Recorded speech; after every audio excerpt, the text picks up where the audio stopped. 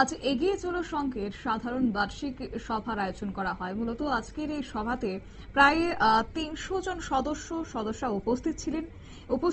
তারা থেকে আসন্ন দুর্গাপূজা সহ ক্লাবের মান উন্নয়নের জন্য আগামী দিনে কি কি করা যায় এবং দুর্গাপুজোকে কিভাবে সফল করা যায় সে নিয়ে আলোচনা হয়েছে। কিভাবে কি থিম রাখছেন এই বিষয়ে সমস্ত কিছু নিয়ে আজ সদস্যদের উপস্থিতিতে আলোচনা হয়েছে বলে জানা গেছে। পাশাপাশি এগিয়ে চলো সংঘের নিজস্ব একটা খেলার মাঠ ক্রয় করার সিদ্ধান্ত নিয়েছেন তারা। গোটা বিষয় নিয়ে আজ ক্লাব সম্পাদক সুমন্ত গুপ্ত কি জানিয়েছেন শুনুন। প্রতি বছর আমরা এই অনুষ্ঠানটা বার্ষিক সভা করি, প্রচুর লোক আসেন, মেম্বাররা সবাই আসেন এবং এটা একটা খুব সুন্দর উৎসবের মেজাজে আমাদের এই বার্ষিক সভা হয়। যেটা আমাদের মধ্যে সবচেয়ে বড় জিনিস হলো আমাদের ইউনিটি বেশি থাকাতে, সাংঘাতিক ইউনিটি আমাদের মধ্যে, এই ইউনিটিতে থাকাতে আমাদের বিভিন্ন সমস্যাগুলি সমাধান করতে সুবিধা হয়।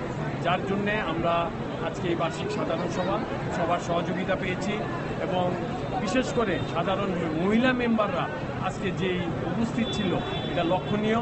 এগিয়ে চলো সংঘ অনেকটা মহিলাদের উপরে অনেক কিছু ইভেন্ট নির্ভর করে।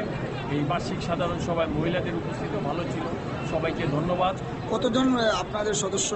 আমাদের সদস্য এমনিতে আছে টোটাল 339 জন। আমাদের মেম্বার প্রায় 300 জন আজকে উপস্থিত ছিল। অনেকে বাইরে আছে, স্টেশনে নেই, ওরা আসতে পারে। আসন্ন দুর্গাপূজা নিয়ে কোনো ধরনের আলোচনা হয়েছে? হ্যাঁ, আসন্ন দুর্গাপূজা নিয়ে আলোচনা বলতে মিটিং আগে হয়ে গেছে। আমাদের দুর্গাপূজার প্যান্ডেল, প্রতিমা এবং লাইটিং কলকাতা থেকে আসছে, সব ঠিক হয়ে গেছে। আজকে সব জানিয়ে দেওয়া হয়েছে। মূলত দুর্গাপূজাটার জন্য একটা আলাদা কমিটি করে দিই, এটা সংঘ দেখে না, এটা একটা আলাদা কমিটি আছে। তো এই সাব কমিটিটা এটা করবে। এগুলি মোটামুটি ফাইনাল হয়ে গেছে, আজকে সব পাস হয়ে গেছে প্রতিবেদনের মধ্যে। অর্থাৎ উৎসবের মেজাজে আজ এগিয়ে চলো সংঘের সাধারণ বার্ষিকী সভা অনুষ্ঠিত হয়েছে এবং বিশেষ করে এগিয়ে চলো সংঘের মহিলা সদস্যদের মধ্যে আজ উপস্থিতি যেমন লক্ষণীয় ছিল, তেমনি তাদের মধ্যে একাগ্রতা সেদিনে বজায় ছিল বলে আজ ক্লাব সম্পাদক জানিয়েছে এবং প্রত্যেক বছর তারা একতা এবং একাগ্রতা নিয়েই কাজ করেন এবং এই বছরও ব্যতিক্রম নয়। তাই আসন্ন সেখানে দুর্গাপুজোকে সামনে রেখে বিভিন্ন বিষয় নিয়ে আলোচনা হয়েছে বলে জানা গেছে। ছোট্ট একটি বিজ্ঞাপন বিরতির সঙ্গে থাকুন।